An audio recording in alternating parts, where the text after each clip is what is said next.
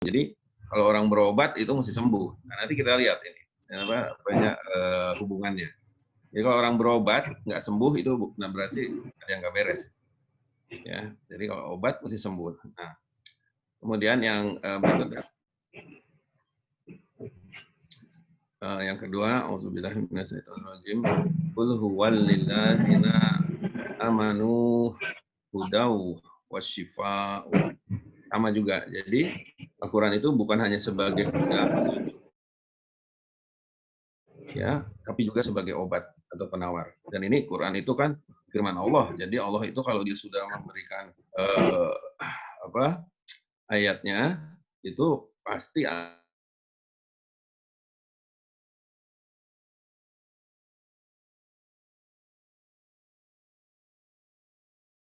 ada, bukan sekedar itu, pasti ada sesuatu yang sangat kuat.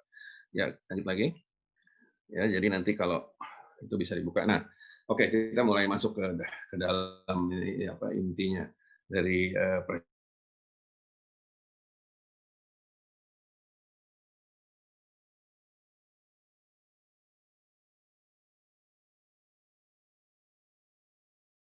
presentasi citation dalam bahasa Mandarin ya. Itu mempunyai definisi tertentu. Ya, nah kalau tentu aja kalau misalnya dilihat di mana di Google ya, meditasi itu bisa berarti macam-macam gitu ya. Tapi saya pakai yang saya kuasai lah. Jadi dalam kedokteran Tionghoa atau TCM, zikir itu sebenarnya sederhana aja, diam gitu. Jadi dia meditasi itu dia tidak bergerak atau diam. Gitu. Ada konsep di dalam TCM atau kedokteran Tionghoa yang yang menjadi landasan dari meditasi ini. Oke, lanjut, Dam.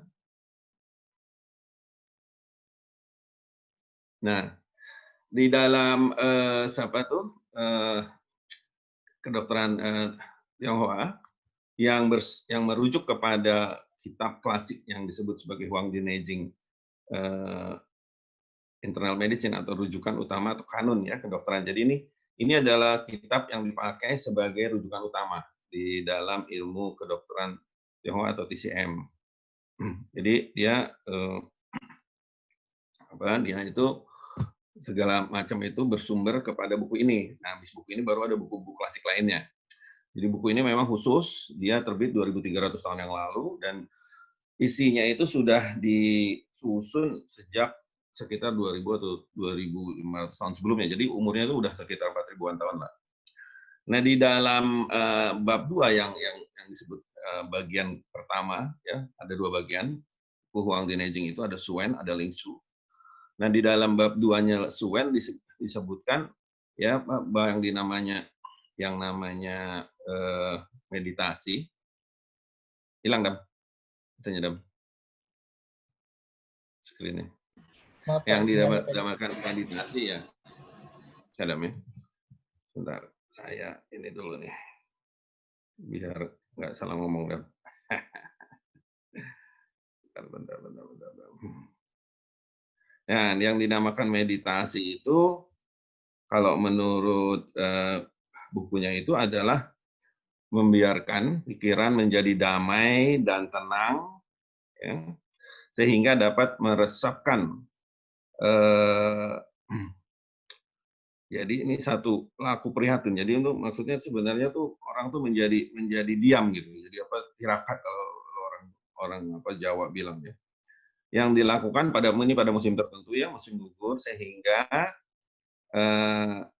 semangat atau roh daripada energi di dalam tubuh dapat terkumpul, ya, yang membuat energi itu menjadi seimbang. Agak ini sedikit mungkin baru ya. Kalau rumit saya rasa enggak, anak UI pintar semua, enggak ada yang bodoh kok, masuknya aja susah ya enggak ada. Nah, jadi maksudnya gini loh. Ini kalimat ini memang ini kalimatnya rada puitis ya. Jadi kan ada 4 musim ya, di Tiongkok ada 4 musim. Jadi tapi walaupun begitu ini dia bisa dipakai di daerah lain yang tidak 4 musim. Seperti Indonesia kan cuma 2 musim. Ya, musim musim panas dan musim hujan ya, musim dingin dan musim basah ya. Musim kering dan musim basah. Nah, jadi kalau misalnya, musim gugur ya, itu biasanya energi orang itu udah habis dia. Karena udah dipakai tuh biasanya. Biasanya orang tuh kalau kalau petani dia udah nanam, ya, dia udah nanam, udah apa namanya, padinya udah ditanam, pohon-pohon udah ditanam, udah terus udah panen lagi dalam 3 bulan, sehingga pada musim gugur, ya pada musim gugur itu dia energinya udah habis gitu. Nah, sedangkan nanti habis musim gugurnya kan datang musim dingin. Nah, untuk musim musim dingin itu dia nggak bisa ngapa-ngapain kecuali ya lockdown. Jadi kalau orang yang 4 musim tuh lockdown udah biasa sebenarnya. Jadi dia di rumah, apalagi yang banyak salju, udah tunggu aja, tunggu saljunya encer. Nah, untuk itu kan dia juga perlu badannya itu menjadi kuat, menjadi hangat, sehingga dia perlu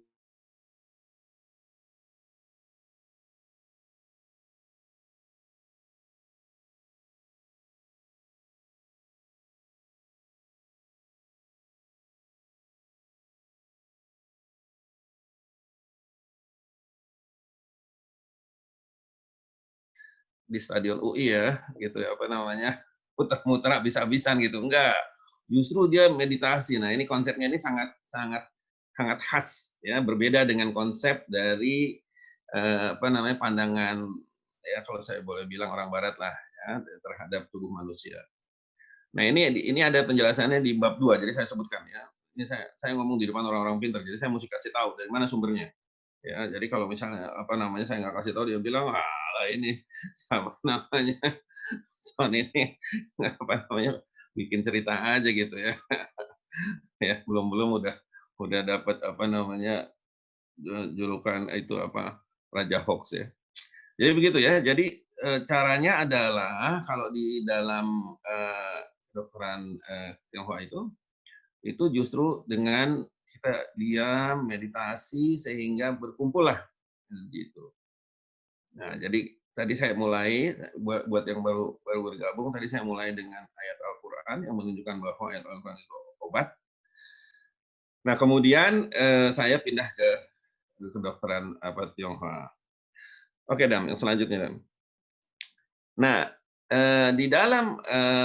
di dalam kedokteran Tionghoa yang bersumber kepada ajaran Tao ya, ajaran loh ya, jangan agama. Di Indonesia itu dianggap sebagai agama, tapi sebenarnya nggak ada itu ya, di Tionghoa, di Tiongkok sana itu ajaran Tao dan ajaran, Konghucu ya. Tapi di Indonesia terus kemudian oleh Bapak pembangunan kita ya, digabung jadi satu, jadi agama katanya. Jadi ada konsep di dalam ajaran Tao itu namanya Wu Wei. Itu diam, tenang, nggak bergerak. Tujuannya apa? Tujuannya tadi itu udah diceritakan itu, mengumpulkan energi. Jadi buku Huang Dinejing itu banyak merujuk atau mendasarkan teori-teorinya kepada ajaran Tao, gitu ya.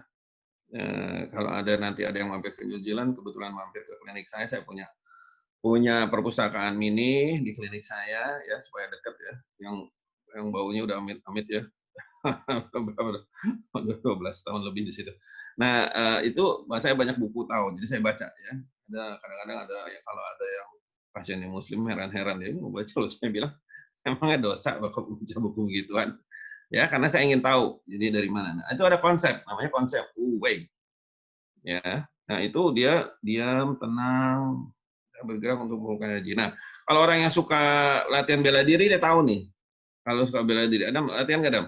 Silat, nggak latihan, Adam? Belum, Eh? Pak. Enggak. Periksa diri juga enggak? Periksa diri enggak? Ya, ada.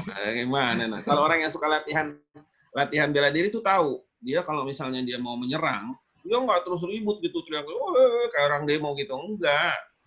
Dia diam, kayak orang merenung, kayak orang tafakur gitu ya.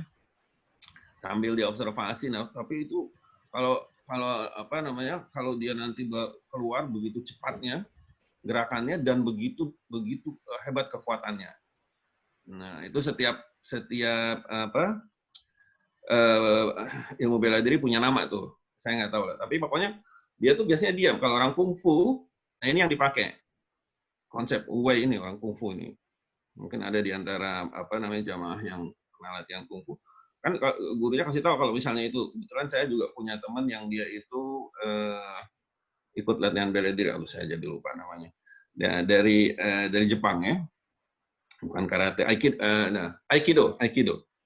Nah itu di Aikido juga gitu, dia kalau misalnya diserang dia nggak langsung balas, dia mundur gitu sampai lawannya itu juga apa namanya juga dia jaga-jaga, baru dia serang. Wah serangannya itu dahsyat. Ya, jangankan diserang balik gitu. Dia baru pegang aja saya pernah tangan saya dipegang rasanya mau patah gitu. Nah, itulah konsep Wei. Jadi tenang. Jadi memang itu sudah ada gitu lah. Kita ada juga di Quran gitu. Jangan jangan salah gitu ya. Jadi ya nah, jadi tenang kalau kita untuk apa-apa untuk melakukan sesuatu, nah kita sabar dulu kan kita ada apa namanya sunnah sabar untuk sabar ya. Ya, karena innallaha ma'as-sabirin kan ya kita ya ada ya. Jadi sebenarnya itu untuk kita menjadi itu apa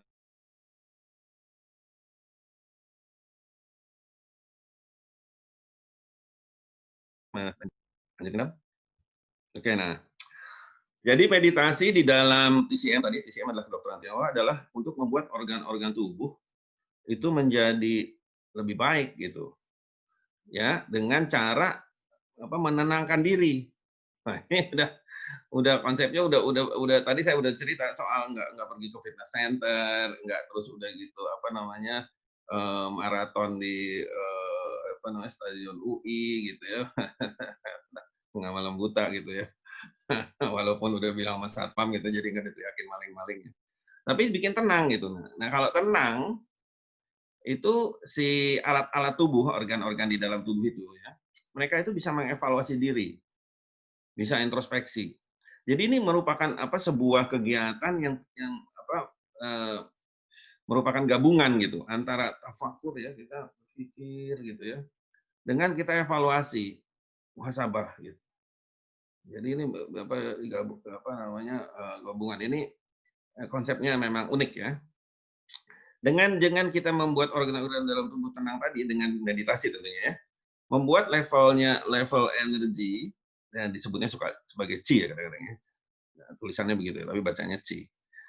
Nah, itu menjadi lebih stabil. Ini level ini dalam arti gini loh, level ini seperti air di kolam, di danau, di laut. Jadi airnya itu nggak berombak, dia tenang, kalem. Pasien saya yang sudah sembuh itu kalau diperiksa energinya itu seperti diibaratkan tuh seperti air danau ya apa namanya di tengah malam. Jadi nggak ada angin. Tenang gitu, nah energinya orangnya juga jadi stabil biasanya, emosinya juga jadi stabil ya. Dan ini juga membuat fungsi dalam pengelolaan dirinya, ya mengelola si organ ini, kita bicara organ ya, organ dalam tubuh manusia, paru-paru, jantung, perut, apa aja deh, pokoknya limpa segala macam itu dia lebih baik nih. Adam kan pasti juga belajar ya, Adam. Malah mungkin lebih jago dari saya nih, soalnya orang apa biologi ya, Adam ya. Terkoreksi Adam kalau salah ya. Nah, kemudian juga dia membuat sistem organ tubuh dengan sendirinya. Kalau fungsinya lebih baik, pasti dia seluruh sistem tubuhnya juga lebih baik. Itu sebuah logika alamiah. Ya, logika alamiah. Jadi kalau misalnya UI ada berapa fakultas sekarang, Dam? 13 ya, Dam? Berapa fakultas? Nggak tahu, Dam. 15 kayaknya. 15 ya, 15. Nah, kalau 15 ini dekan-dekannya ini dia apa namanya istilahnya melakukan fungsinya sebagai dekan dengan baik, pasti UI-nya bisa bisa melewati Harvard atau Yale gitu. Saya udah bilang tuh UI itu harusnya sama kayak Harvard atau Yale gitu ya. Harusnya ya kalau saya lihat sebenarnya dari potensinya. Jadi kenapa? Jadi dia sistem tubuh itu pasti dia bekerja lebih baik sehingga hasil akhirnya nih yang asik. Hasilnya itu orangnya itu jadi rileks.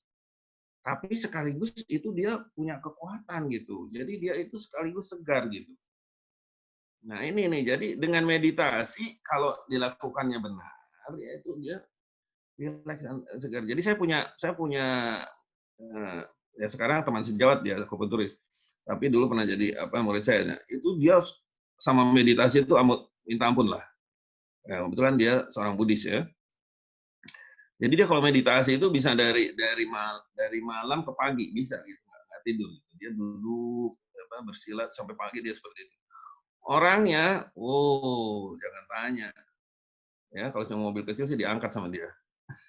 Nah, ya, dan jadi aneh kan? Padahal dia nggak pergi ke gym, ke fitness gitu, enggak. Ya, enggak minum apa namanya obat kuat, apa segala macam itu yang apa, enggak. Dia makannya juga biasa. Malah dia seorang vegan gitu. Jadi makannya sayur aja gitu. Tapi kekuatannya lebih daripada yang makan daging ya. Gitu. Jadi nah ya, jadi karena dia memang meditasinya luar biasa. Jadi kalau meditasi dilakukan dengan benar itu badan itu menjadi sehat. Nah, ini sebuah pertanyaan kan meditasi seperti apa? Nah, nanti kita lihat ya. Oke, nah sekarang kita kembali lagi ke Quran ya. Ya, kita kembali ke Quran dan luar biasa Quran itu. Lanjutkan. Nah, itu kan tadi saya sudah.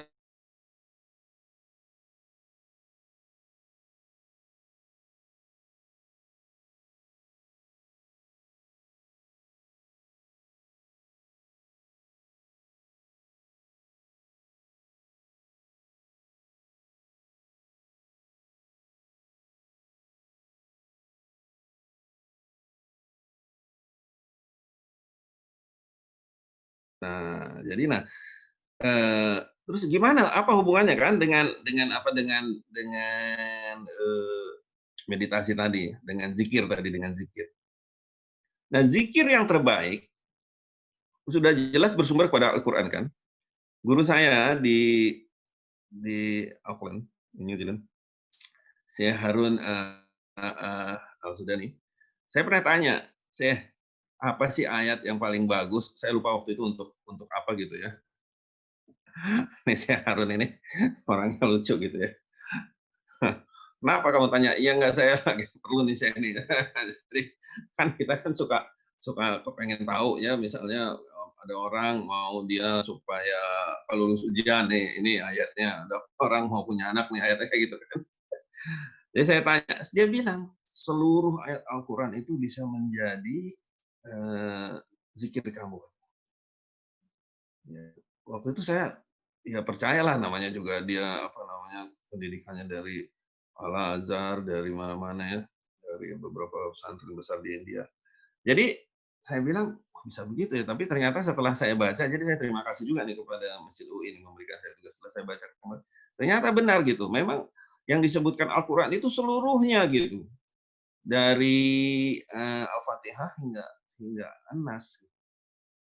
Apa aja kita baca pasti baik. Dan dia bilang gitu, apa aja Sani, kamu mau baca itu pasti bagus, katanya, yang namanya Al-Quran itu. Ya tentunya dengan cara yang baik ya bacanya, yang nggak baca sambil semua teriak-teriak aja di jalan gitu atau dipasang di apa namanya di bumper mobil ini kalau di atas di bumper lagi ya. Alhamdulillah min dzalik ya. Nah, atau ya saya suka lihat itu bawa spanduk nanti udah gitu pas lagi makan siang spanduknya dipakai buat stiker lagi astagfirullahaladzim. Ya, nah jadi kalau kita memperlakukan dengan baik tentu saja dia akan memberikan manfaat pada kita. Ya. Oke, nah sekarang lanjut lagi Dam. Manfaat, apa namanya silakan loh kalau ada yang mulai tanya. Nah Kanjeng Rasulullah SAW itu dia berwasiat bahwa bagi kalian ada obat penyembuh ya ini madu dan Al-Qur'an ini hadis riwayat Ibnu Majah dan Al-Hakim. Ini saya cuma mau menunjukkan ya bahwa Islam itu nggak cuma ngomong gede gitu loh. Ini Qurannya buat itu. Enggak, kita punya apa namanya junjungan kita Rasulullah SAW yang kasih contohnya langsung. Oke, madu. Satu lagi apa Al-Qur'an. Ya, dan ini menurut para peneliti Islam, ya peneliti agama Islam, saya menyebutnya begitu ya, menyebutnya orang-orang ini syekh-syekh ini sebagai peneliti dan saya lihat memang mereka melakukan penelitian gitu kan, kita kan ada di dunia akademik. Nah, jadi kita juga harus melihat bahwa mereka itu sebenarnya seorang peneliti. Kalau kita lihat semua misalnya imam yang 4 itu mereka melakukan penelitian, tapi saya lihat nggak pernah ada orang bilang ini peneliti besar itu enggak gitu, cuma disebut imam-imam gitu ya. Oke lah mereka, tapi kalau buat saya dari sisi akademik ya dari itu mereka itu adalah orang-orang yang melakukan penelitian ya. Saya bin Bas, saya Albani itu mereka peneliti-peneliti yang luar biasa yang apa menghabiskan waktunya untuk mengumpulkan informasi. Nah, menurut Imam Ibnu Qayyim rahimahumullah, Imam Al-Qurtubi, Syekh Abdurrahman As-Sa'di, Syekh Muhammad Amin Al-Sinkit, dan lain-lain, masih banyak ya. Nah, itu menyebutkan bahwa Al-Quran itu sebagai sumber zikir yang juga adalah obat untuk penyakit jasmani. Gimana kita mau apa tuh istilahnya, mau bilang enggak, ini orang-orang yang luar biasa. Jadi kalau ada yang bilang oh enggak, itu cuma supaya kalau lagi emosional, ya lagi marah, pengen ngambek, pengen ngegebukin orang, kita zikir. Ya enggak gitu ternyata. Lebih daripada itu. Nah, lebih daripada itu.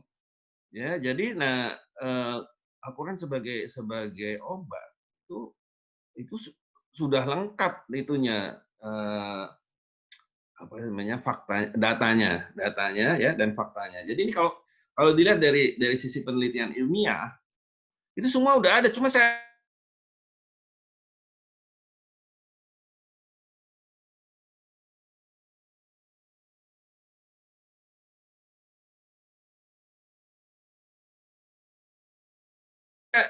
dari UI apa, kalau dia udah bilang begitu tuh ada gitu loh sumbernya. Ya, nggak cuma maaf ya, apal cangkem gitu loh. Ya, oke, lanjutkan deh. Ya. Nah, oke, sekarang untuk memberikan buktinya, nah saya kebetulan sering menggunakan zikir sebagai obat, tapi dengan prosedur yang ilmiah. Ya, saya tegaskan, dengan prosedur yang ilmiah. Ini saya tegaskan. Saya nggak apa namanya, istilahnya nggak main-main kalau udah bicara hal-hal yang sifatnya akademik, ya, ilmiah, saya nggak mau apa istilahnya pokoknya. Nah, kalau udah ketemu orang pokoknya udah saya tinggal deh. Capek ngomongnya. Kalau udah pokoknya udah tinggal aja deh. Apa kalau saya biasanya bilang apa lo mau deh, apa lo kata deh gitu ya udah. Jadi ini bukan sekedar itu. Jadi ini ada buktinya, dan ini saya ya, ingin mengajak kita melihat Islam, ya, melihat Islam dan perangkatnya. Jadi dalam hal ini Al-Quran, ya, kemudian juga sunnah daripada Rasulullah SAW, itu dari sisi ilmiah, dan ada gitu, walaupun kita memang harus samina wa ta'na jelas, tapi kan harus kita juga bisa menjelaskan. Jadi kalau kita ketemu sama orang yang ya orang apa dari barat lah, apa kedokteran apalah, kedokteran barat gitu segala macam, kita bisa menjelaskan kenapanya gitu loh. Nah, ini saya akan memperlihatkan bahwa Al-Quran itu sebagai penyembuh apa namanya, bisa dipakai untuk siapa saja. Jadi muslim dan non muslim. Nanti saya cerita, mudah-mudahan saya nggak lupa. Jadi ini pasien ini ada 3 pasien yang saya kedepankan dari banyak pasien yang lainnya ya. Yang kita lihat satu-satu. Yang pertama nih guru TPQ. Jadi di Upland itu ada TPQ, ada seorang laki-laki ini asal Betawi ya. Udah lama dia tinggal sudah 20 tahun lebih, mungkin lebih lama dari saya, mungkin 30 tahun.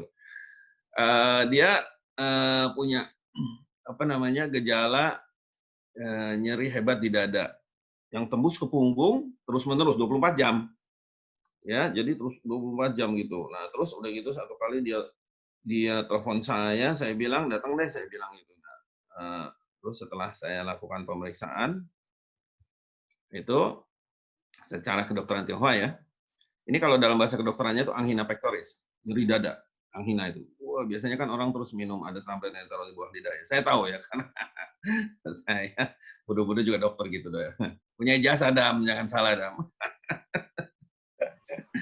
Nah, diagnosis TCM-nya adalah empedu kosong yang mengganggu liver. Itu diagnosis dari apa namanya, kacamata TCM ya, kedokteran hewan. Dan kemudian saya resepkan. Jangan salah ya, ini saya resepkan loh ya. Jadi saya nggak iseng-iseng, adalah kamu kerjain ini aja deh, gitu. Enggak. Berdasarkan diagnosa itu, saya suka salah nulis nih. Kadang-kadang saya tulis diagnosis, karena kalau diagnosis itu dalam istilah kedokteran itu diagnosis sebenarnya, tapi kalau umum disebutnya diagnosa.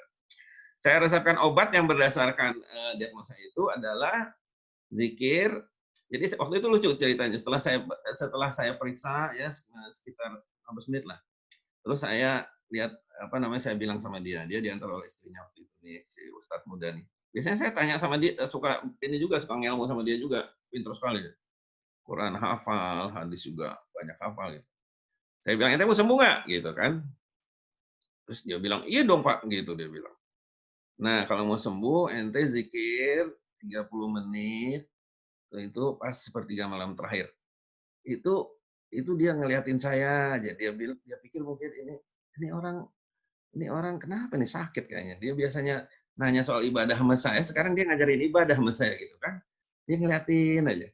Terus dia nggak komentar permulaan. Istrinya juga diam aja. Terus apa namanya? Saya bilang, "Ente mau sembuh nggak?" "Iya dong sembuh." "Ya udah, nanti kerjain aja." Ya deh," katanya gitu. Udah saya kasih obat lain ya, nanti apa namanya, saya ceritalah ada bayam atau segala macam. Tapi udahlah, saya bilang, "Nih obat utama ente nih yang ini nih."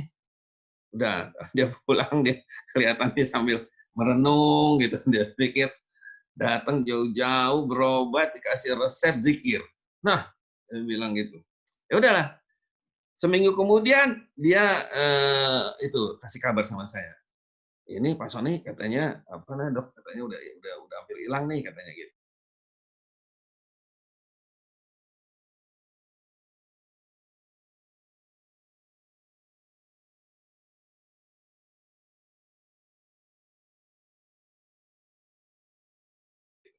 Dan ini adalah seorang, ini teman-teman saya SMA nih, seorang konsultan tambang internasional. Waduh, itu kerjaannya mana-mana udah naik naik Jetstream, Dam. Bukan naik CL lagi, komuter lain, Jetstream ya. yang yang cuma apa namanya 6 tempat duduk apa gitu ya. Kayak gitu nah. Terus tiba-tiba saya waktu itu saya lagi mampir ke Bandung ya, dia sudah berobat sama apa akupuntur udah agak lama ya. Nah, dia bilang, "Son, bisa nggak ketemu?" Nah, ternyata dia itu ternyata, apa, sedang rapat hampir pingsan dia. Pucat sampai pingsan terus orang lain lihat gitu, begitu pucatnya sampai lihat, terus dia bawa ke rumah sakit, di rumah sakit diperiksa nggak ketemu apa-apa, terus dia pulang. Setelah saya periksa ya, akhirnya dia datang ke hotel saya periksa gitu, saya bilang, "Ini empedunya nggak stabil dan menekan limpa." Itulah diagnosis dari TCM. Saya bilang, "Obatnya, zikir nih," saya bilang gitu. Oke," dia bilang ya, "kalau ini kan bukan ustad nih, bukan guru TPQ." Jadi dia oke aja gitu, "Oke, zikir ya. 5 menit pagi, 5 menit malam, ya 5 menit habis subuh," saya bilang gitu, "terus 5 menit habis isya," saya bilang. Terus akhirnya dia ngaku juga, "Iya nih terakhir saya sibuk sekali, saya kalau habis sholat langsung berdiri kerja, balik lagi ke kerjaan," gitu. Jadi saya bilang, "Ya baguslah." Alhamdulillah dalam waktu 1 bulan dia sembuh. Dalam 1 bulan udah hilang dia, tapi dia masih masih saya suruh melanjutkan ya sampai 3 bulan ke depan, dan memang agak sulit karena yang membuat dia empedunya itu terganggu karena kerjaan itu ya. Empedu itu dalam kedokteran Tionghoa itu untuk apa dia disebutnya hakim, faguan katanya bahasa Mandarin. Jadi dia hakim. Jadi dia itu untuk menentukan apa keputusan gitu. Nah, itu kalau dia banyak harus mengambil keputusan terganggu terus dia. Itu kerjaannya kerjaannya sama terus dia. Jadi agak susah untuk sembuh sempurna itu susah kecuali dia pensiun. Dia tahu itu, saya udah menjelaskan itu. Nah, yang berikut. Nah, yang ketiga, nah ini nanti menarik nih. Ini ada seorang ibu-ibu umur 45 tahun, manajer bank, yang dia udah sakit pilek terus-menerus, terus kemudian ngompolnya 24 jam. Jadi itu sampai dia pakai pakai apa tuh, Pampers itu ya, pembalut yang besar itu, pembalutnya udah kayak celana bayi gitu. Itu 24 jam. Terus katanya dia juga bertambah gemuk, walaupun olahraganya gila-gilaan. 7 hari seminggu dia olahraga. Dan kebetulan dia di kantornya itu disediakan alat-alatnya gitu ya, karena dia bank ini yang terbesar di New Zealand sana. Akhirnya saya periksa dan ditemukan bahwa ginjal yin. Jadi ginjal itu ada dua jenis, dua nama ya, dengan karena fungsi yang berbeda. Ada ginjal yin, ada ginjal yang ditekan oleh empedu. Nah, kemudian saya bilang, "Kamu coba meditasi setiap pulang kantor," saya bilang. "Habis makan lah, sebelum tidur kamu meditasi." Terus dia lakukan. Nah, ini dia non-muslim. Dia non-muslim, seperti diketahui ya, di New Zealand itu penduduknya itu kalau nggak agnosis ateis. Gitu ya. Jadi tapi masjid banyak sana, ada 40, jangan salah dah. Jangan salah dah, masjid ada 40 ya. Jangan disangka tuh sudah gitu di sana pada lupa. Enggak, Dam. Gitu ya. Jadi masjid ada 40 ya. Di kampus itu ada masjid yang bagus dibangun khusus sebagai masjid.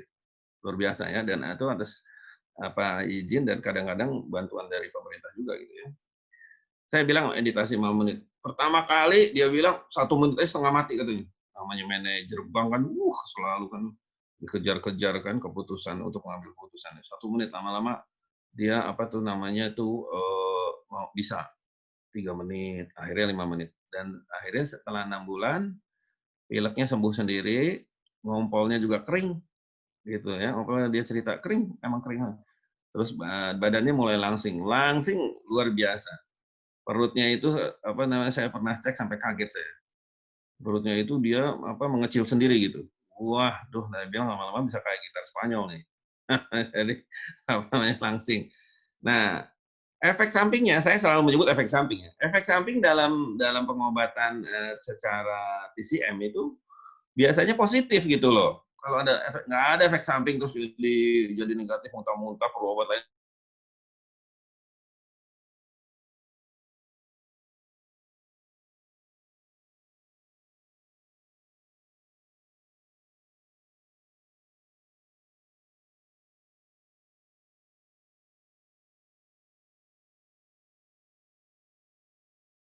Menarik nih. Kali Adam bilang, "Entar kalau udah selesai Pak Sony itu tadi cerita benar apa enggak?" Nah, jadi dia ini kan dia bilang dia nggak punya agama, udah tahu saya, dia pasien mama saya ya. Jadi untuk masalah lain. Jadi, saya bilang, "Kamu kalau namanya meditasi itu harus menggunakan, yang gampang itu pakai pakai kata-kata pendek. Jadi namanya kalau bahasa Inggris chanting ya, merapal. Ya, chanting. Terus dia bilang dia tanya gitu, "Kata-katanya apa?" katanya. Ya terserah, permulaan saya diamkan, karena lama-lama dia bilang dia kesulitan gitu. Padahal saya udah lihat di YouTube tuh banyak meditasi. Ada yang 10 menit, saya bilang gitu, tapi akhirnya udah gini, "Kamu mau mau saya kasih tahu nggak?" "Boleh boleh," katanya. Udah, akhirnya akhirnya saya bilang gini, "Ini saya kasih tahu ya kata-kata, tapi nanti kamu cari sendiri, saya nggak mau bohong." Tahu, udah gitu saya bilang, "Kamu pakai kata-kata ini, Allah." Jadi dia itu kalau zikir itu dia pakai Allah. Allah Allah Allah Allah Allah, dia bilang gitu. Dan dia merasakan ketenangan yang luar biasa, dia bilang gitu. Sampai sekarang dia masih meditasi, ya dengan Allah Allah itu. Saya pernah cerita sama guru saya yang lain, Syekh Ala ya, Al-Masri ya, dari Mesir itu, saya cerita tuh Syekh Alanya sampai, "Oh," katanya, dia sampai kaget juga gitu. Iya saya, saya bilang gitu. Nah jadi saya minta dia dengan menyebutkan nama Allah dan itu berefek luar biasa. Jadi benar saya jadi ingat Syekh Harun Al-Sudani itu. Dia bilang semua yang bersumber kepada Quran itu baik. Jadi kalau dan itu kan kita kan udah suka diajarin nih dari ustaz-ustaz banyak pokoknya. Dia kalau di dalam membaca Quran kita tidak dihitung satu kata tapi dihitung per huruf katanya.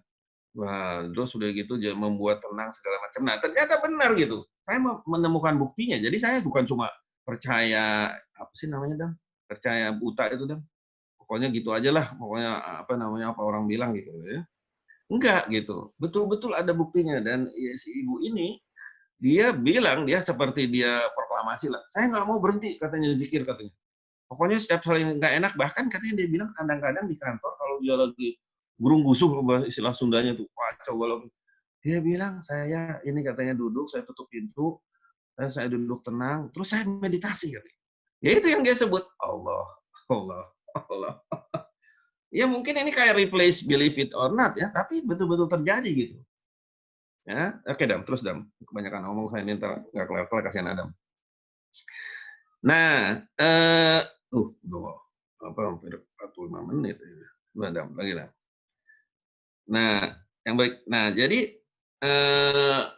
kita kembali ya, karena dia zikir itu saya sebutkan sebagai obat. Nah, dia harus memenuhi syarat-syarat sebagai obat. Dia harus sesuai dengan diagnosa. Ini mohon maaf saya kembali lagi ke istilah yang dipakai umum. Punya takaran atau terukur. Jadi berapa banyak? Berapa menit? Semenit, 2 menit, 10 menit. Dan yang juga sesuai dengan diagnosa. Jadi diagnosa tadi yang guru TPQ setengah jam, tapi sekali sehari. Yang konsultan tambang 5 menit 2 kali. Yang manajer bank 5 menit 1 kali. Ya, jadi harus sesuai dengan diagnosa. Diagnosanya apa? Terus dia harus punya cara mengolah kalau misalnya ini makanan ya. Terus gimana caranya gitu? Seperti tadi kan saya bilang pulang kerja terus tenang, terus apa namanya zikir. Jadi harus harus harus rinci dan punya durasi gitu sampai kapan gitu. Ini apa namanya misalnya kamu masih ini gimana minum obatnya dok? Minum aja seumur hidup. Nah itu bukan obat itu namanya. Itu namanya makan makan pil atau makan obat seumur hidup. Kalau yang namanya obat harus ada durasinya, harus ada sampai kapan. Ini saya nggak ngambil sembarangan, ini ada dari bisa lihat, apa namanya, di buku, Farmakologi dan Terapi yang warnanya hijau itu karangan Profesor Iwan Darmansyah dan itu ada yang namanya obat itu punya punya kriteria sendiri, gitu. Nah, kenapa? Karena kalau sudah sembuh, ini di dalam sains medicine ya, itu nggak perlu minum obat sama sekali. Jadi saya nggak bercanda loh ya. Yang namanya sembuh di dalam Chinese medicine, nggak perlu minum obat sama sekali. Titik. Nggak ada tapi, nggak ada. Nggak ada. Kalau sembuh, sembuh adalah sembuh. Makanya saya sebut sembuh paripurna. Ya cukup supaya tetap sehat adalah menjaga gaya hidup yang seperti makan makanan yang betul, istirahat yang cukup, menjaga emosi. Dan semua ini ada di dalam agama Islam. Ya, makanan yang thayyibah, halalan thayyibah. Terus udah gitu malam itu adalah untuk istirahat, semua ada, ya kan? Emosi disuruh sabar, ada, cuma kita nggak tahu, gitu kan? Atau kita cuekin aja gitu. Nah, oke Dam, terus Dam, dikit lagi Dam. Nah, jadi saya tadi mau menegaskan bahwa obat itu harus sesuai diagnosa. Harus harus harus harus.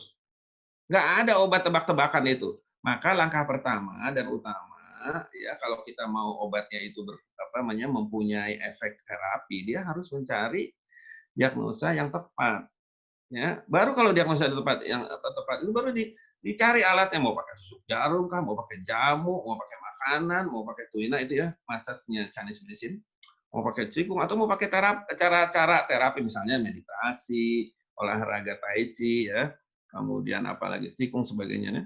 Dan langkah ini nggak boleh dibalik atau terbalik sama sekali. Kalau udah terbalik itu udah aneh. Bener, udah nggak ilmiah. Saya mohon maaf aja ya kalau ada yang merasa apa namanya memperkenalkan obatnya dulu baru dicari. Itu namanya berjudi, tebak-tebakan itu namanya. Ini nih gue punya ini nih apa namanya daun, daun apa ya? Pokoknya daun lah. Yang pasti dia bukan daun pintu atau daun jendela gitu, daun gitu kan. Nanti baru dipasin, bagusnya buat apa ya gitu. Ya enggak lah, harus cari diagnosa dulu. Wajib. Kalau yang dicari adalah kesembuhan yang benar, kesembuhan yang paripurna, sehat kembali, artinya sehat kembali tanpa minum obat sama sekali. Lanjut, Dam. Lanjut, lanjut, Dam. Nah, dari pengalaman saya jadi saya ini dokter dengan apa namanya dengan latar belakang ilmu pengetahuan kedokteran barat dan juga terapis macam-macam. Saya pernah pernah juga jadi apa namanya massage terapi segala. Saya sekolah juga di mana di New Zealand pernah sebentar ya 2 tahun juga. Nah, ini saya menemukan ini 30 tahun saya cari bahwa zikir itu bisa digunakan sebagai obat.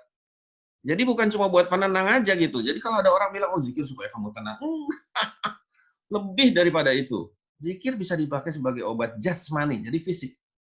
Jika dan hanya jika diagnosanya itu ditegakkan secara Chinese medicine, secara kedokteran Tionghoa. Dan juga diagnosanya itu harus dalam bentuk atau format diagnosa TCM. Ada, hampir habis Dam. Lagi Dam. Ya, nah terakhir. Nah, jadi ini yang suka dipakai orang selalu ini waktu saya kasih tahu apa namanya teman-teman dekat saya di mana di New Zealand yang banyak dari Timur Tengah, dari apa namanya Mesir, dari Emirat segala macam, langsung salah satunya itu ya, yang dokter itu dia mengirimkan ini sama saya gitu. Dan ini sering dipakai gitu ya. Ya, allazina ya amanu watat ma'inu qulubuhum bizikrillah ila bizikrillah tatmainu qulub ya qulub. Jadi dia bilang apa namanya zikir itu untuk dengan apa untuk menjadi tenang, menjadi tentram gitu. Ini yang dipakai. Jadi akhirnya orang cuma mengartikan bahwa Al-Quran itu cuma bikin hatinya tenang, tentram. Padahal bisa bikin sehat juga, bisa bikin sembuh juga. Ya, jadi Al-Quran sebagai penyembuh itu ada gitu loh. Ada apa namanya, dan itu terbukti. Saya sudah membuktikan gitu. Sudah membuktikan ya. Jadi bukan sekedar supaya emosinya kalem. Kalau lagi marah, baca aja Al-Quran gitu. Iya, begitu udah selesai baca Quran balik lagi nonjok gitu. Nah, itu ya nggak gitu kan, Jadi ya, ini yang kita mungkin sebagai Muslim harus bukan cuma sekedar mengikuti aja, tapi juga mempelajari dengan seksama, ya bukan cuma bangga nggak karuan, tapi nggak tahu gitu. Sebenarnya ini bermanfaatnya itu seperti apa gitu. Ya alhamdulillah saya menemukan kedokteran Tionghoa ini yang menurut saya cerita sama apa namanya teman-teman saya yang pintar agamanya lah di sana itu. Saya bilang saya menemukan apa namanya bahwa kedokteran Tionghoa itu merupakan pengejawantahan dari apa yang sudah saya pelajari di dalam Islam gitu, dan mereka kaget-kaget gitu. Ya benar, saya bilang saya bisa kasih tahu buktinya. Nah, itu yang terakhir, terima kasih buat semua. Saya udah ngomong 40 menit ya, lebih kelebihan ya. Padahal tadi saya udah ukur 22. Keenakan ngomong. Ya alhamdulillahirobbilalamin ya atas segala yang diberikan oleh Allah Subhanahu wa taala kesempatan untuk apa namanya tuh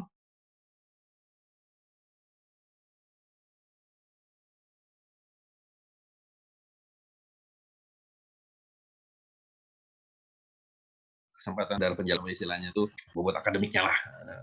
Ya, paling sama Adam bilang ya gitu sih gue juga bisa gitu ya Adam ya. Ya silakan kalau ada yang mau tanya gitu ya karena waktunya tinggal 40 menit lagi. Mohon maaf. Ya. Baik, syukran jazakallah atas penyampaian materinya yang luar biasa sekali dari Bapak Dr. Samiam Budi. Di sini sudah ada beberapa pertanyaan, jadi bagi para jamaah yang ingin bertanya juga dipersilakan untuk menyampaikan di kolom chat. Mungkin saya akan membacakan pertanyaan-pertanyaan yang sudah masuk dulu Pak ya. Silakan. Satu-satu aja. Yang pertama dari Mbak Indri. Pertanyaannya, bagaimana mekanisme membaca Al-Quran dapat menjadi obat bagi sakit fisik atau jasmani? Misal ambil contoh pada seseorang yang merasakan nyeri. Mungkin langsung dijawab atau di... Langsung dulu. Iya, biar enak. Siapa namanya? Mbak Indri ya? Iya. Terima kasih Mbak Indri ya. Jadi gini loh, kebetulan nih saya ada teman yang juga berobat sama saya, dia tinggal di Sydney. Yang dia pernah berobat pada seorang habib, seorang ulama muda ya, yang dia nggak sempat ketemu dia di Jawa Timur sana, terus diceritakan apa namanya dia bahwa dia menerima pesan ini zikir kan. Terus dia cerita sama saya. Ini loh kalau saya bilang gimana Mas itu gitu. Dia kawan aktivis gitu ya. Jadi gimana Mas kalau apa kalau zikir? Ya, hilang Son katanya tuh nyeri, dia punya nyeri yang hebat di belakang kepala gitu. Udah 7 tahun dia. Terus saya tanya zikirnya apa sih Mas gitu kan. Saya juga penasaran zikirnya apa sih. Dia bilang, itu loh Son, zikirnya itu aja ya. Ya subhanallah, astagfirullah. Saya bilang, loh, terus ada apa lagi? Ya seperti itulah. Semua yang disebutkan itu apa yang kita kenal sehari-hari. Dan dia bilang kalau lagi menderita sakit hebat itu yang mengalami sakit hebat itu dia langsung zikir gitu ya. Udah dia pokoknya udah diam dia zikir aja. Nah, itu dia berkurang. Nah, tapi nanti setelah dia zikirnya berhenti kembali lagi sakitnya. Akhirnya kemudian saya periksa, terus kemudian saya obati ya. Dan sekarang alhamdulillah dia sudah lepas dari obat setelah 7 tahun berobat. Jadi zikir itu bisa apa saja gitu. Tanya sama Ustadz nih, Ustadz Adam dia juga tahu nih. Jadi ini apa namanya zikir apa yang bagus. Saya sendiri berpegang kepada apa yang tadi sudah saya jelaskan dari guru saya, Harun Al-Sudani yang bilang bahwa semua ayat Al-Quran itu bagus itu. Sekarang misalnya bulan puasa ini kan kita punya Allahumma innaka afuwwun tuhibbul afwa anni gitu. Nah, itu juga bagus gitu. Jadi, nah, tetapi itu yang saya bilang, jadi lebih dari sekedar kita hanya mengikuti itu, kita kalau memang sakit jasmani, kita harus berobat sama orang yang apa istilahnya profesional, ya harus cari orang yang profesional gitu, yang dia bisa memeriksa, bisa bisa kemudian mendapatkan diagnosis dan kemudian meresepkan. Dan zikirnya itu kalau misalnya nanti diresepkan itu sebuah zikir yang tadi saya bilang memenuhi kriteria sebagai obat gitu. Jadi cuma bukan buat istilahnya menenangkan diri, enggak, lebih dari sekedar itu. Oke, Dam. Lanjut dulu, Dam. Oke, baik, Pak. Pertanyaan selanjutnya, apakah jenis bacaan zikir mempengaruhi keberhasilan suatu terapi? Jika Nah, iya, bacaan zikir apa yang disarankan bagi seseorang yang sedang merasakan keluhan sakit? nah, jadi ini sama ya semua. Jadi semua itu yang namanya nyeri, sakit apapun lah, termasuk apa namanya kanker. Jadi kalau istilah saya kalau saya lagi ngajar di Indonesia, saya bilang saya pakai K. Mau dia kadas atau kurap atau kanker kan pakai huruf K. Itu semua gejala dalam kedokteran Tionghoa. Gejala aja dia. Kita nggak mau ngobati gejala, kita mencari penyebab. Dan yang diobati adalah penyebab. Kalau lagi ngajar di luar, seperti di Australia, alhamdulillah saya pernah. Itu saya pakai huruf C. Atau dia C cold, pilek, atau C dia cancer, C juga kan. Itu semua gejala. Dan jangan disangka kalau orang sakit pilek itu nggak berat, itu buktinya saya tadi punya pasien 6 bulan udah berobat. Dan dia dengan posisinya dia bisa berobat ke spesialis yang paling mahal dengan tenang. Ya, ternyata 6 bulan dia tetap aja pilek. Meler, waktu datang ke saya udah kayak ini apa namanya, Adam lagi zaman itu apa namanya balita. Ingusan ya namanya, sorry namanya. Enggak bener loh, bener dia tuh bawa tisu aja karena ada meler. Dan dia itu, nah jadi itu semua gejala. Jangan disangka pilek itu nggak apa namanya nggak apa istilahnya mudah ya mudah. Enggak, saya punya pasien pilek banyak yang dia itu sudah bertahun-tahun berobat apa segala macam nggak sembuh-sembuh. Jadi bilang oh kalau sakit apa, oh kanker apa namanya kayaknya keren gitu. Ah ya enggak, saya bilang sama aja pilek, nggak mau ngaku gitu. Atau panu kan, kadas gitu. Orang punya kadas itu kalau dia bintang film setengah mati dia kan. Apa namanya takut-takut ada yang wartawan yang paparazzi motret dia. Oke, Dam, selanjutnya, Dam. Jadi harus dicari, sorry. Jadi harus dicari, diperiksa. Nggak bisa cuma ditanya aja, saya nyeri ini, nyeri kepala, nyeri segala macam. Semua dokter tahu bahwa kalau yang namanya pusing itu cuma gejala, sakit kepala cuma gejala. Jadi nggak diobatin gejala itu, dicari penyebabnya. Gitu. Harus dicari penyebabnya, harus pergi kepada profesional. Terus, Dam.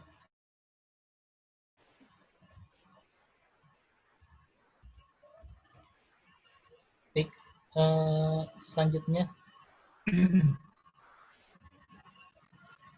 pertanyaan dari Pak Abdurrahman. Iya. Ya, Mas Sony, apa pengaruhnya? Ada pengaruhnya atau tidak zikir malam atau siang? Zikir itu kalau dari artinya ini saya apa namanya bicara empiris lah ya, bicara empiris nih Karaman ya. Ini kan apa kita bicara di ruang istilahnya di kampus dengan nuansa akademik. Jadi saya nggak bilang katanya, nggak bilang pokoknya, itu udah dua kata yang udah aneh lah itu kalau ada anak UI pakai dua kata itu mungkin dia tuh ijazahnya beli di kelurahan itu ya. Jadi mohon maaf nih ya, yang suka pakai katanya sama pokoknya itu biasanya tuh beli nggak tahu kecamatan apa di kantor desa kali gitu ya. Nah jadi apa tuh saya dari studi empiris dari apa kasus-kasus yang ada di klinik ya, itu zikir bisa kapan aja gitu. Saya punya pasien ya, yang dia zikir itu dalam hitungan detik. Jadi dia kalau lagi nunggu lampu lalu lintas, meditasi lah dia karena dia punya agama. Dia meditasi gitu, dia meditasi itu kan lalu lintas itu kan cuma 20 detik gitu. Terus dia terus udah gitu meditasi gitu. 20 detik pulang kantor gitu. Dia kalau udah lagi capek paling terus dia bilang, "Ah, segar," gitu. Dan itu ditemukan oleh guru. Dia belajar apa istilahnya energi terapi ya. Jadi ada guru yang belajar dari dia. Satu kali dia lagi apa belajar gitu dan dia cerita ini. Gurunya tanya, "Kamu ini kamu lagi diobatin orang ya?" Dia bilang, "Iya." Iya, dia bilang, "Kok ini siapa energinya nih bisa terasa," katanya gitu. Dan apa si guru itu bilang bahwa dia lebih tenang segala macam gitu. Jadi nggak ada, menurut saya sih nggak ada itu. Dan kalau kita melihat kepada petunjuk para apa namanya ulama ya, berdasarkan kepada Quran dan kepada Sunnah itu, namanya orang minta tolong Allah kan atau mengingat Allah, bukan minta tolong, mengingat Allah kan nggak ada terus udah gitu kalau ingat Allah malam lebih ingat daripada siang kan enggak, mengingat Allah kan kapan aja kan. Misalnya kita kalau lagi susah atau misalnya lagi istilahnya apa? Keseleo kalau siang. Kalau siang tuh entar dulu deh malam aja deh zikirnya gitu kan. Enggak, kita astagfirullah, astagfirullah gitu kan, kesakitan gitu kan. Malam keseleo sama juga kan gitu. Jadi sama, enggak ada bedanya.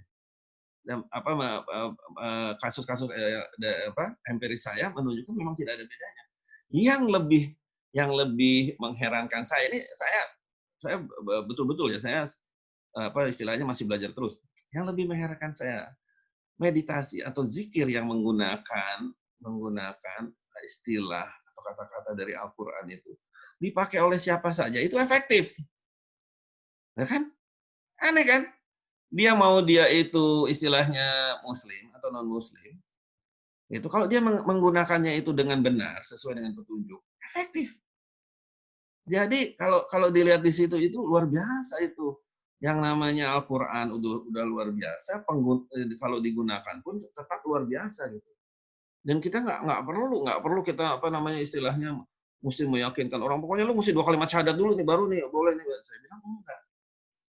Ya, guru saya Harun Al-Sudani itu selalu bilang, kamu kalau menyampaikan Al-Quran itu pada siapa aja gitu. Karena kan ada yang bilang nggak boleh disentuh, nggak boleh dia apa segala macam. Enggak, kamu bacain aja katanya. Gitu. Kalau misalnya dia mau pinjam kan pasti kamu pinjemin yang terjemahan, bukan yang mushaf yang asli. Dia bilang nggak apa-apa. Jadi luar biasa gitu. Luar biasa gitu. Ya silakan. Apa lagi? Baik.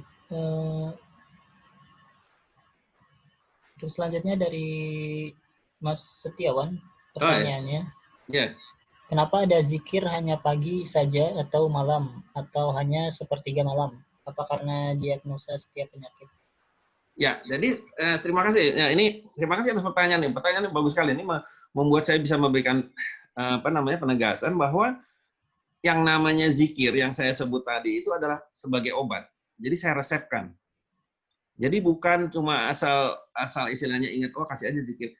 Enggak semua pasien saya kasih obat zikir, enggak semua. Ya, bila diperlukan sebagai obat baru saya pakai gitu. Jadi bukan gara-gara saya mau nunjukin bahwa saya ini muslim yang taat atau misalnya terus saya kalau lagi ini topi ini kemarin saya ketemu nih. Saya diantar pergi ke pasar ikan katanya nih. Harganya 15.000 nih, guru saya malah minta saya tunjukin foto, saya bilang beli dong satu gitu. Guru Chinese medicine. Kaget harganya. Ada di New Zealand berarti cuma $1,5. Iya, jadi enggak, saya kalau itu ya saya nggak pakai terus udah gitu pakai gamis, pakai apa segala macam gitu, enggak. Saya udah pasti telanjang kaki di klinik saya itu semua orang masuk dia harus buka sendal, buka sepatu. Enggak. Jadi saya itu menggunakan zikir itu sebagai obat dan karena itu sebagai obat saya resepkan. Harus diresepkan. Resep itu dari mana kan pertanyaannya begitu? Ya enggak, kan logika kan? Resepnya dari mana nih? Siapa namanya tadi Setiawan ya? Ada Setiawan itu ya, Mas Setiawan itu ya. Dari mana resepnya? Dari diagnosa. Jadi diagnosanya harus ketemu dulu. Nggak bisa saya bikin resep itu apa istilahnya saya fotokopi. Saya fotokopi aja resep terus tinggal dikasih nama. Ini dikasih nama enggak. Ya resep itu harus berdasarkan diagnosa individual. Setiap orang. Yang individual. Jadi harus dicari, harus diperiksa. Gitu. Nggak bisa, nggak ada telemedicine. TCM nggak mungkin telemedicine. Kalau ada ahli mengaku TCM ahli TCM dia bilang dia mau bikin telemedicine luar biasa dia, berarti mungkin dia nyawanya pergi sana kemari ruhnya itu karena harus diperiksa langsung, dilihat lidah, diperiksa nadi dan sebagainya, ditanya pertanyaan, jadi nggak bisa telemedicine, jadi harus diperiksa harus. Nah jadi zikir yang saya jelaskan pada saat ini pada sore ini adalah zikir yang apa tuh berdasarkan kepada diagnosa. Jadi diagnosanya harus dicari dulu, harus, kudu, wajib. Kalau nggak ada diagnosa, saya kalau misalnya saya ada orang yang ngajak diskusi mau sejawat ya mau apa, saya tanya diagnosanya apa. Kalau dia bilang nggak tahu, oh ya udah nggak usah ngomong, saya bilang nggak usah diskusi, saya bilang Buat apa diskusin apa namanya barang yang nggak jelas? Misalnya ada ini tong ini kitanya enaknya dibikin apa ya? Gitu, apa namanya diagnosanya apa sih tong? Ini kan kita nggak tahu kan. Jadi mesti ada diagnosa orang orang dan ini jangan suka ini ya apa namanya jangan suka terus bilang, repot banget ya itu cari spesies. Loh, kalau ente nih Dam nih lagi misalnya disuruh menyelesaikan nih misalnya nih ada apa ada bidang minatnya apa zoologi apa itu flora apa tumbuhan. Misalnya apa namanya binatang lah, misalnya Iya, ada iya. macan sakit gitu ya, itu di Ragunan dipanggil, "Dam, sini Dam, nih gimana?" gitu, karena jauh benar ke Bogor, dokter hewan mahal, ya udah. Terus kan nggak itu, udah kasih aja Antalgin, belebekin Antalgin gitu kalau kata orang Betawi. Ya nggak bisa, kan harus diperiksa. Tanaman mati, ya kan? Ya, oh lu mungkin kena ulet di bawah atau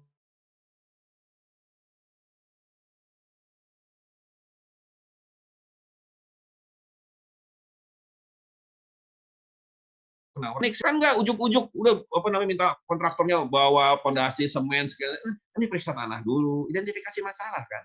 Identifikasi masalah harus, ya kan? Harus apa namanya nggak ujuk-ujuk gitu. Apa apa namanya orang terus ini pokoknya kerjain aja ini. Zikir ya udah zikir aja ini udah zikir aja apa namanya apa misalnya subhanallah apa segala macam udah enggak. Harus ada pemeriksaan. Seperti saya bilang tadi, itu yang syarat-syarat obat itu dari buku ajar, ya, dari textbook. Ya, jadi nggak terus udah bikin anisoni, enggak. Yang namanya obat itu Buat sederhananya harus ada durasinya. kalau nyalain Minum obat seumur hidup ya nggak bisa, gitu. Silakan Dam, lagi ya. Baik. Berarti harus ada pemeriksaan dulu ya? Harus Dam, gile gitu kan. Misalnya Siap. Adamnya dengkulnya nih apa namanya kudu diapain kayak gitu kan nggak bisa cuma gara-gara cerita dengkul saya padahal cuma kepentok doang gitu misalnya. Ada lagi deh. Ya, Lagi. baik. Ada pertanyaan lain dari Silakan.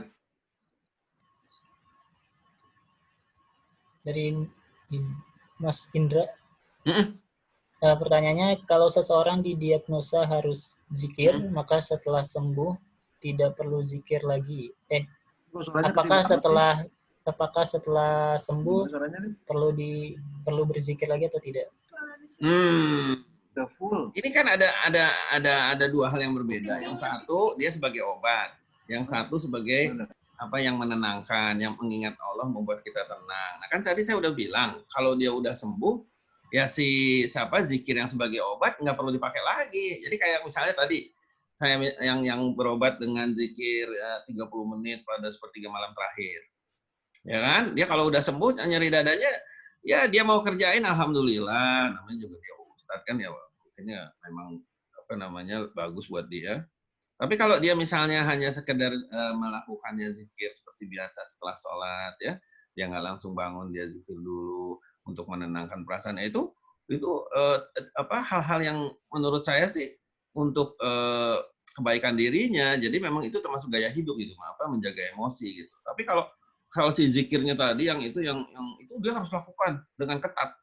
Jadi waktu itu saya bilang sama dia, ente kudu kerjain setiap hari. Jadi dia kerjain setiap malam mau dia mau ngantuk mau apa segala macam namanya obat ya harus diminum gitu namanya obat harus diminum. Nah ini dalam hal ini dikerjakan tapi nanti kalau udah sembuh dia mau kerjain seminggu sekali silakan dia mau kerjain apa namanya 2 minggu sekali alhamdulillah gitu tapi nanti waktu-waktu lain dia zikir yang seperti ditunahkan oleh Rasulullah SAW menyebut Tuhan Allah 33 kali, alhamdulillah 33 kali itu kan umum tapi yang saya bilang tadi jadi zikir yang seperti itu tidak bisa terus udah gitu diminta untuk menyembuhkan gitu loh. Jadi jangan terus nyalahin. Barusan saya ngeledekin ada teman saya apa namanya dia bilang kalau nanti gua nggak bisa nonton nih dia bilang itu berarti gua nggak dikasih izin Tuhan ya saya bilang itu namanya nyalahin Tuhan nyalahin Allah saya bilang kelakuan saya bilang sama kayak orang kalau udah gagal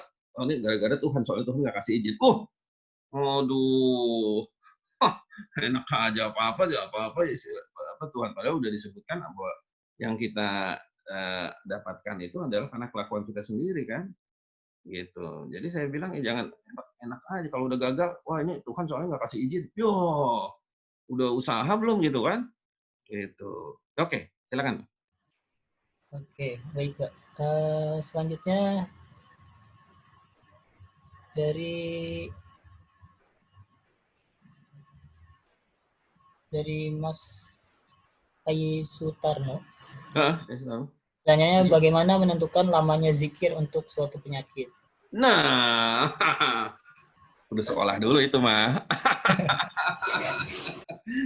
Sama Adam ditanyain kalau nanam pohon itu pupuknya mesti berapa banyak itu.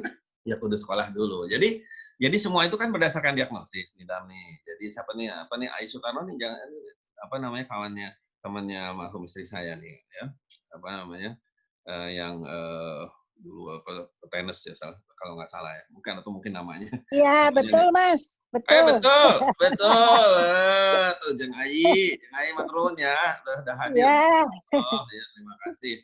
Aduh ini apa namanya sering disebut nih sama almarhumah. Jadi gini Ai, untuk Iya. menentukan zikir itu berapa lama, terima kasih loh pertanyaannya bagus sekali. Untuk menentukan berapa lama itu harus dicari diagnosisnya.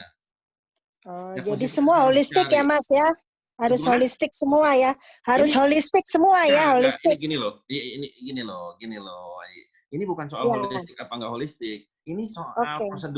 prosedur. Iya. Jadi prosedurnya ini, prosedur yang harus dilakukan akan selalu harus identifying problem. Harus.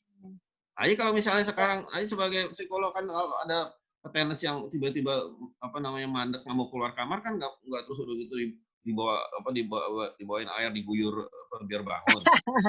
Ya Iya, kan? iya, betul, Ya kan? betul. Identifying Ya problem harus ini yang dicari dulu penyebabnya ya. jelas dalam semua apa bidang keilmuan. Jadi nggak ada yang namanya bidang keilmuan yang kalau dia disebut sebagai ilmiah itu yang tidak identifying problem kalau dia mau managing apa atau solving apa namanya the problem. Selalu gitu. Jadi selalu harus dicari. Nah, Iya. yang disebut sebagai identifying problem itu adalah untuk mencari diagnosisnya. Sama mau dia public health, mau dia apapun lah, sebut aja deh. Saya bisa kalau misalnya ada orang enggak, saya kalau di sini saya pernah. Saya pernah ada seorang senior saya loh, senior ya. Yang dia mengaku sebagai apa tuh namanya color therapist. Dia akupunturis dan juga color therapist. Dia bilang dalam 1 menit within 1 or 2 minutes I know the problem. Saya bisa kasih terapinya. Saya bilang oke, saya bilang hebat juga nih orangnya saya bilang gitu ya. Saya aja kalau meriksa orang ya paling cepat 10 menit bisa sampai setengah jam. Saya bilang oke lah, saya bilang ya udah saya namanya senior ya saya. Dia bilang saya udah dipanggil apa namanya di Jepang, saya ngomong di TV. Oke, saya bilang gitu. Nah, terus satu kali saya presentasi terus udah gitu dia presentasi dia menggunakan selendang dengan berbagai macam warna. Dia bilang kalau ada orang sedih dikasih ini, orang sedih. Nah, terus udah gitu saya bilang bisa langsung sembuh nggak? Bisa, dia langsung tenang. Terus udah gitu selendangnya masih pakai terus. Iya, selendangnya pakai terus. Saya bilang repot amat ya, saya bilang gitu ya. Kalau misalnya nanti dia lupa selendangnya di mana, terus udah gitu mau pijit selendang.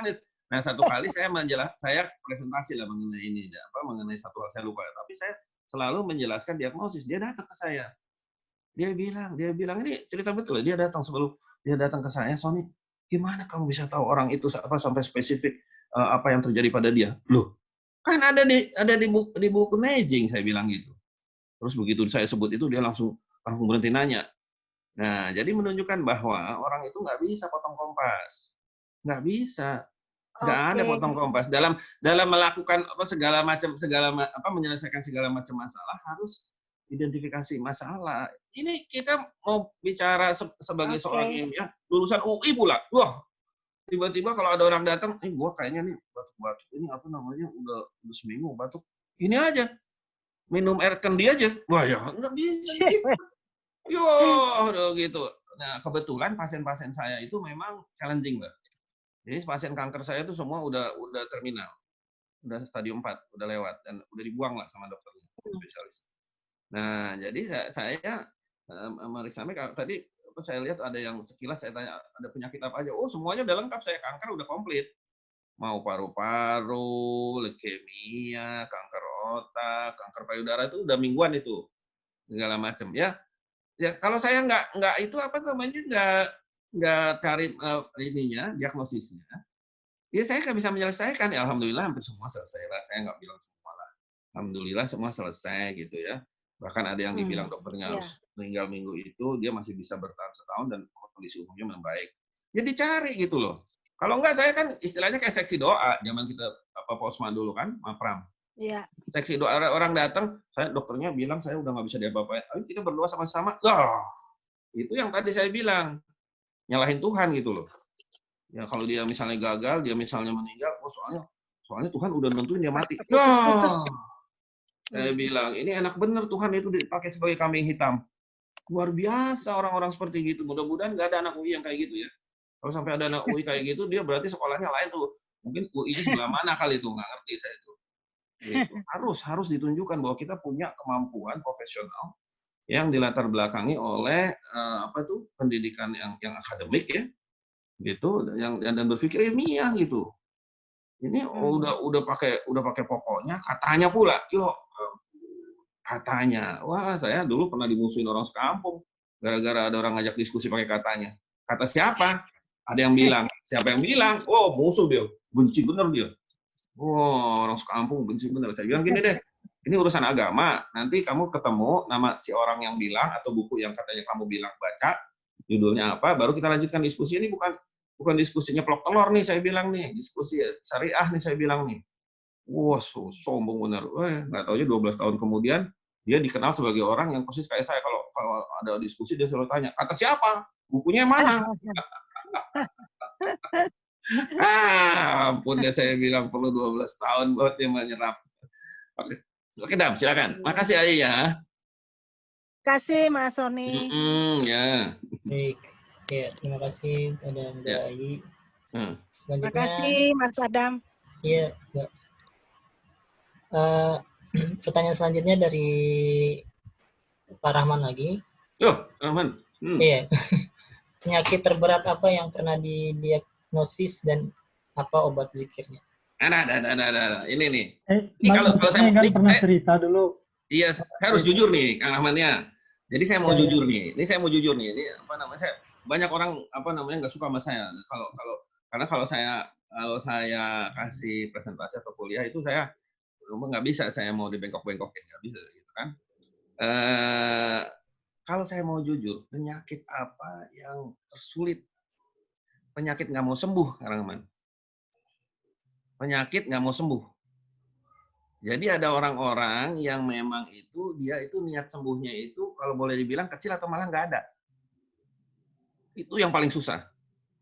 Jadi memang aneh gitu loh. Penyakit saya alhamdulillah ya, kanker otak itu selesai bisa masih hidup anaknya padahal dokter bilang 1%. Tim dokter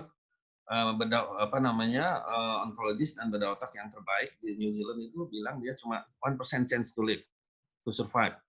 1% dia bilang. Alhamdulillah masih hidup anaknya sampai sekarang. Gantengnya luar biasa. Kalau misalnya di Indonesia udah jadi bintang film dia. Ya, udah lulus kuliah, ya udah hebat lah.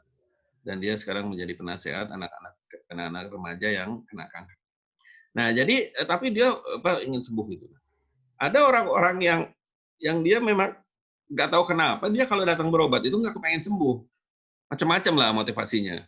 Ada yang kepengen membuktikan Chinese medicine itu jelek, Chinese medicine itu ada gitu. Ada, saya pernah punya pasien, ada dokter yang begitu dia membaik dia berhenti karena dia mungkin niatnya bukan untuk sembuh tapi untuk membuktikan nih ternyata ada yang niat yang ngetes saya. Orang-orang yang kayak gini nih yang paling sulit. Yang paling sulit.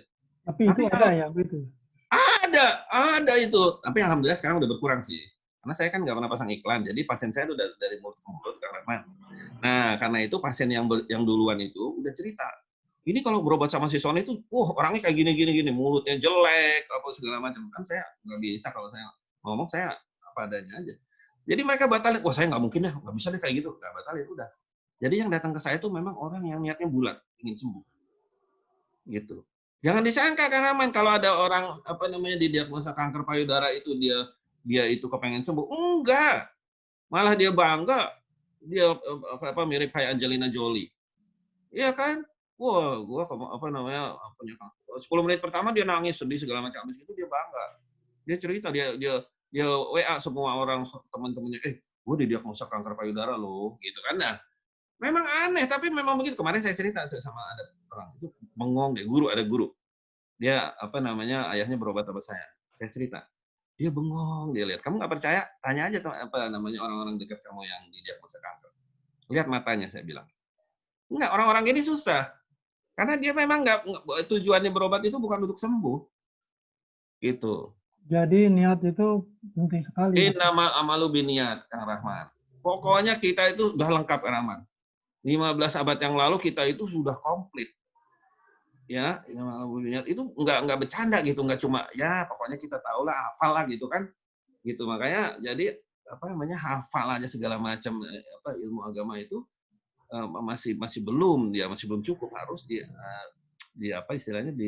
ditambah dengan pemahamannya gitu. Kan kita punya sunnah sahabat yang dia tidak akan maju sebelum 10 ayat pertama yang diajarkan oleh Rasulullah SAW kita pahami ya. Tapi sekarang kan enggak, 6.666 semua dihafalin gitu. Ngerti? Nggak tahu juga. Nah, jadi sehingga orang lupa gitu. Gitu. Saya sering menjelaskan ini di masjid segala macam, di sana ketemu kawan-kawan dan mereka heran-heran gitu. Karena ternyata ada semua gitu. Padahal ini orang-orang pinter. Hafiz, orang hafal sunnah segala macam. Bukan berarti saya lebih pintar dari mereka, enggak, cuma saya yang sedikit ini saya dalami, itu aja. Kayak kan saya suka bilang saya ini akupunturis kaki 5 karena pengetahuan saya terbatas, bekal saya sedikit gitu kan, klinik saya cuma 3x5, nggak ada apa-apanya klinik itu. Nggak ada ngetop-ngetopnya, ada orang kenal, alhamdulillah gitu kan. Gitu. Tapi jadi niat itu, kembali lagi ke pertanyaan Kak Rahman, niat itu. Jadi kalau yang paling susah apa? Orang yang tidak mau sembuh, penyakit paling susah tuh. Penyakit. Jadi makanya saya suka istilahnya nanya gitu. Kalau saya udah periksa ini ketahuan nih. Karena dengan bisa kelihatan Kak Rahman. Nah, cuma enaknya pasien saya kan di sana 95% bule. Kalau orang bule tuh enak gitu. Kalau ditanyain kamu ini mau sembuh benar apa enggak, mereka nggak marah.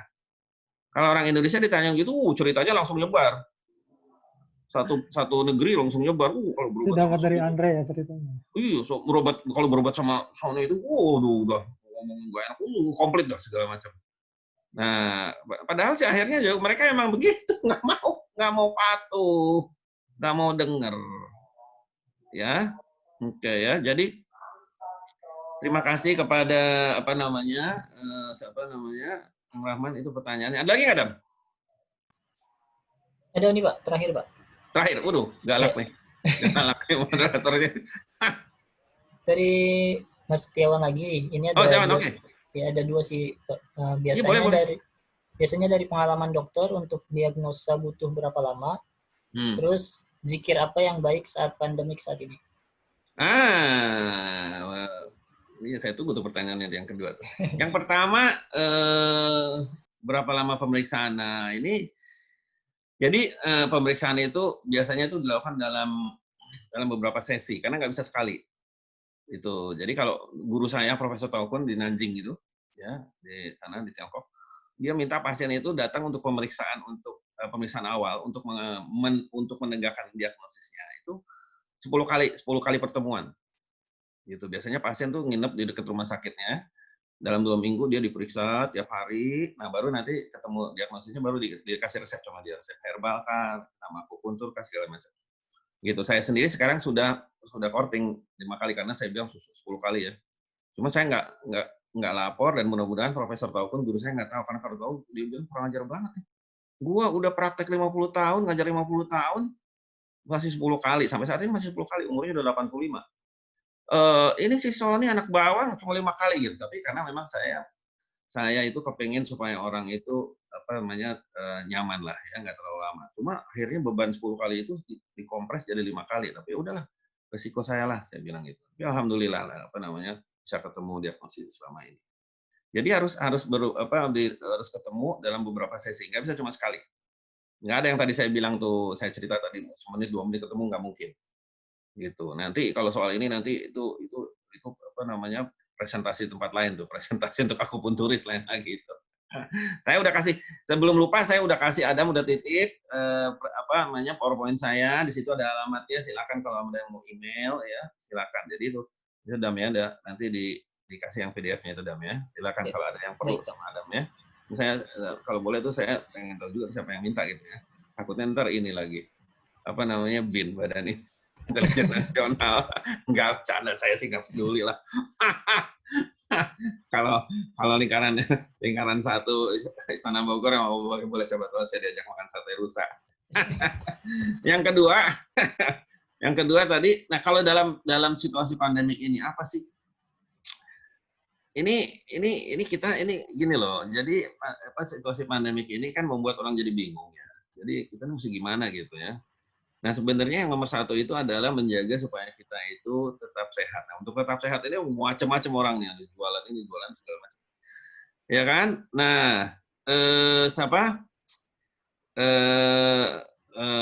yang penting kalau menurut saya itu masing-masing tuh tahu apa kelemahannya. Nah itu dia.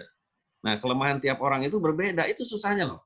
Saya kemarin bicara sama salah satu guru saya yang ahli kesehatan masyarakat. Dia bilang nggak mungkin cuma meriksa 265 juta kan ya? Ya saya bilang ya kita latih orang untuk melihat ini orang kelemahannya masih bisa itu orang dilatih gitu ya, gitu bisa dilatih gitu. Jadi ada cara-caranya dulu di Tiongkok pernah ada namanya dokter kaki telanjang, barefoot doctors. Itu sebenarnya itu kayak dukun gitu, tapi dilatih untuk mengerjakan tuina, kupreser gitu segala macamnya.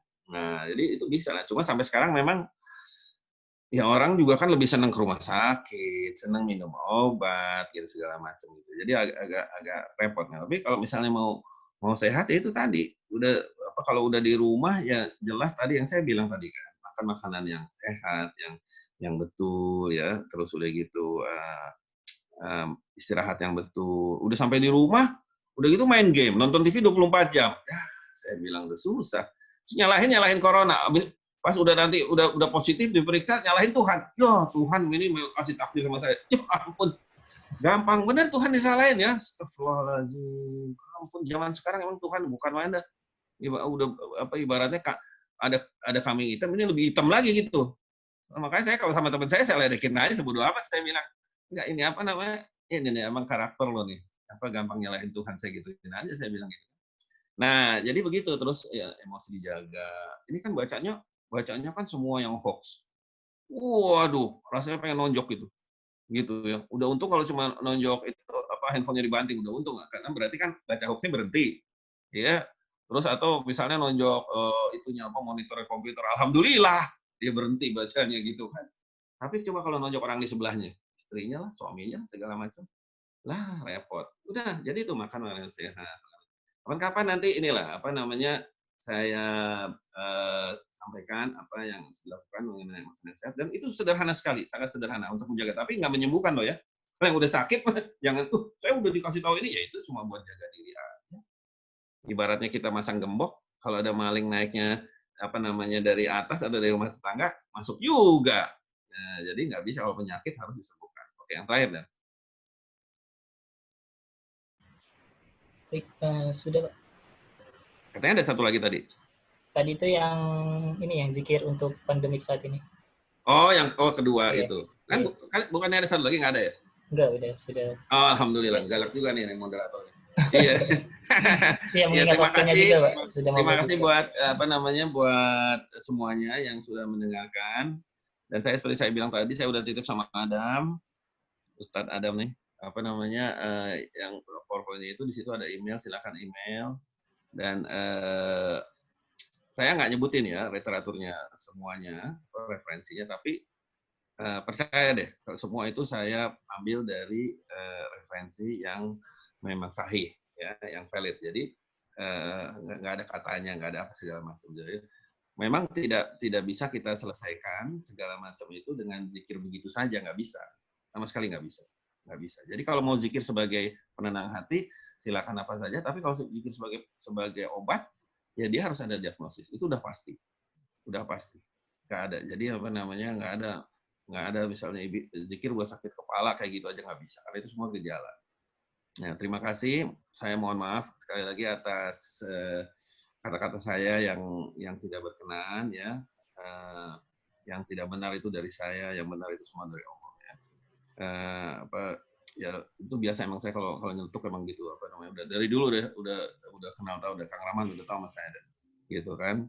Jadi saya mohon maaf, tidak ada maksud saya untuk merendahkan, menghina atau melecehkan siapapun. Saya hanya ingin menyampaikan, dan memang menyampaikan sesuatu dengan kejujuran itu memang sesuatu yang kadang-kadang menyakitkan. Tapi apa boleh buat, gitu. Saya harus menyampaikan. Terima kasih. Billahi taufiq wal hidayah. Assalamualaikum warahmatullahi wabarakatuh. Terima kasih, Son. Makasih, Son. Jazakallah Makasih. Ya, terima kasih Pak. Ya, makasih Dam. Oke. Atas ilmunya. Ya. Dan terima kasih juga kepada para jamaah yang masih bergabung sampai akhir.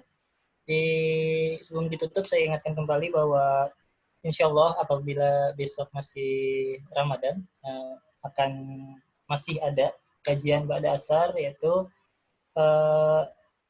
yang akan diisi oleh Dr. Andes Abdurrahman dengan tema konsep Mikotul Kiblah, apakah pergantian hari terjadi waktu maghrib, tengah malam, atau waktu fajar. Jadi bagi para jamaah yang ingin ikut kajian esok hari, dipersilakan. Sekali lagi terima kasih kepada Pak Sonia Budi, kepada para jamaah sekalian. Mari kita tutup kajian pada sore hari ini dengan bersama-sama mengucap hamdalah. Alhamdulillahirabbil alamin. Dan beristighfar 3 kali. Astagfirullahaladzim. Astagfirullahaladzim. Astagfirullahaladzim. Astagfirullahaladzim. Dan kita sempurnakan dengan doa kafaratul majlis. Subhanakallahumma wa bihamdika asyhadu an la ilaha illa anta astaghfiruka wa atubu ilaik. Dari kami kurang lebihnya mohon maaf. Wassalamualaikum warahmatullahi wabarakatuh. Waalaikumsalam warahmatullahi wabarakatuh.